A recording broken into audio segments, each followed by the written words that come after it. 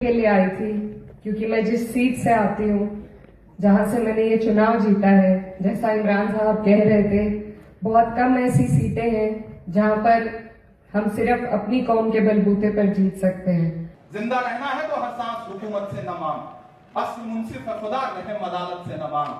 जिंदगी ठीक अगर है तो न मिलना बेहतर, और अगर हक है तो फिर इतनी शराफत से न मांग। जैसा इमरान साहब ने बहुत अच्छी बात कही कि अगर हमें कोई ईद की मुबारकबाद दे रहा है तो हमें भी बढ़ चढ़कर सभी के जश्न में और सभी के दुख में शामिल होना पड़ेगा, तभी समाज में बदलाव आएगा। हेलो मैं दानिश।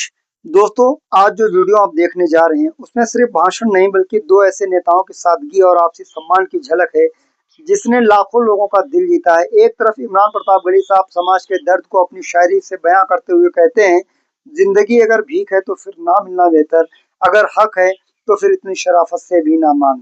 दूसरी तरफ सांसद इकरा हसन जी अपने भाषण के दौरान बार बार इमरान प्रतापगढ़ी साहब का जिक्र करते हुए उनकी बातों का सम्मान करते हुए नजर आई हैं। आखिर ऐसा क्या है इन दोनों की मासूमियत और सादगी में जिसे देख करके लोग बार बार ये वीडियो देखने पर मजबूर हो रहे हैं। पूरा वीडियो जरूर देखिएगा। मेरे इमरान लाभ ऑफिशियल चैनल को सब्सक्राइब करें। आइए दोनों के वीडियोस को बारी बारी से देख लेते हैं।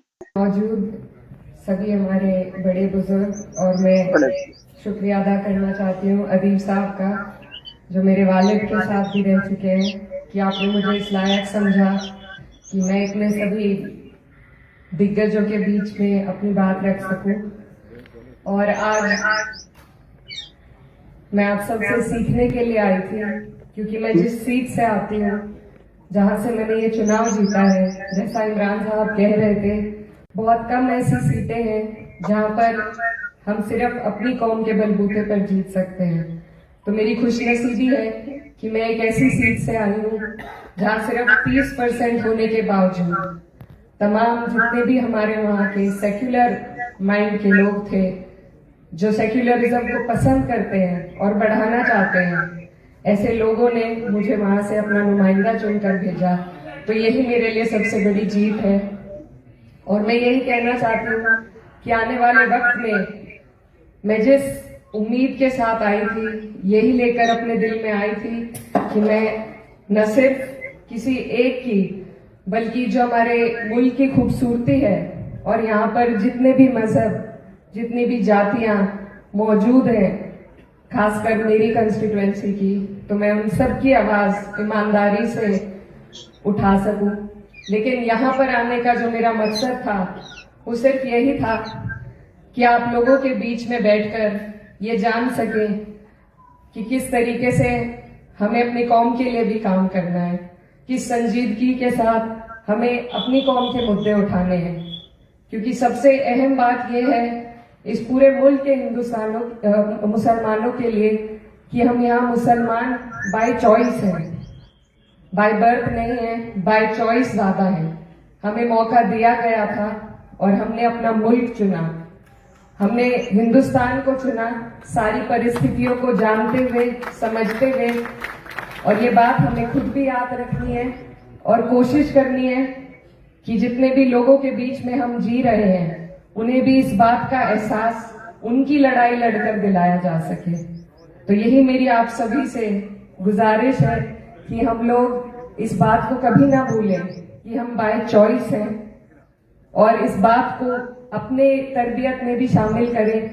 जैसा इमरान साहब ने बहुत अच्छी बात कही कि अगर हमें कोई ईद की मुबारकबाद दे रहा है तो हमें भी बढ़ चढ़कर सभी के जश्न में और सभी के दुख में शामिल होना पड़ेगा, तभी समाज में बदलाव आएगा। राजनीतिक बदलाव से ज्यादा जरूरी है सामाजिक बदलाव लाना, और उसमें हमें एक दूसरे का हाथ पकड़कर आगे चलना पड़ेगा।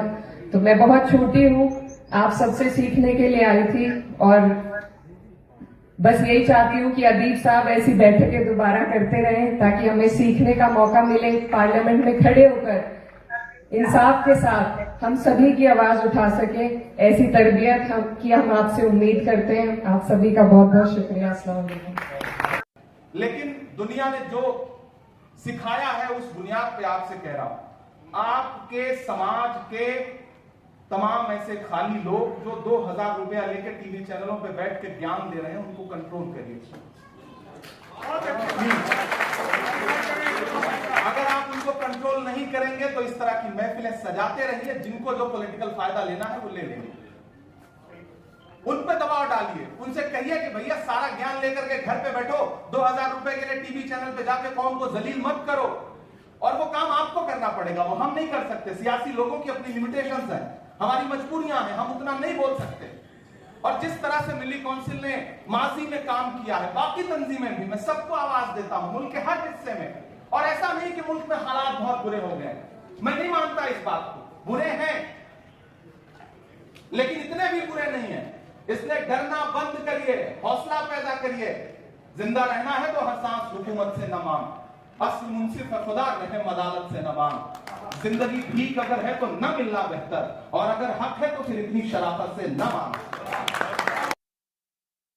जिंदगी अगर भीख है तो फिर ना मिलना बेहतर, अगर हक है तो फिर इतनी शराफत से ना मांग।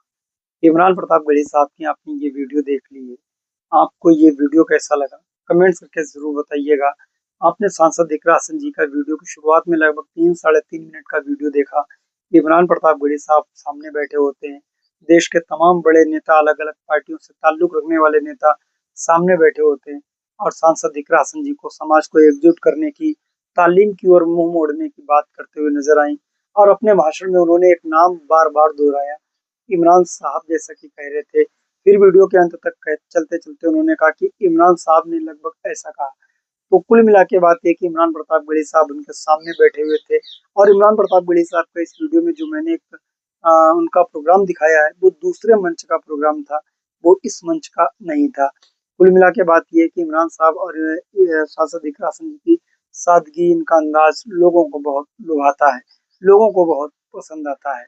तो आइए, ये वीडियो करोड़ों लोग देखेंगे, इस वीडियो को अपने यार दोस्तों में शेयर करिएगा। इमरान लाबो ऑफिशियल चैनल पर इसी तरीके के वीडियोस आपको वक्त वक्त पर मिलते रहेंगे देखने को। तो आप दीजिए मुझे इजाजत, मिलते हैं किसी और वीडियो के साथ। दुआ में देखना। जय हिंद, अल्लाह हाफिज, अस्सलाम वालेकुम।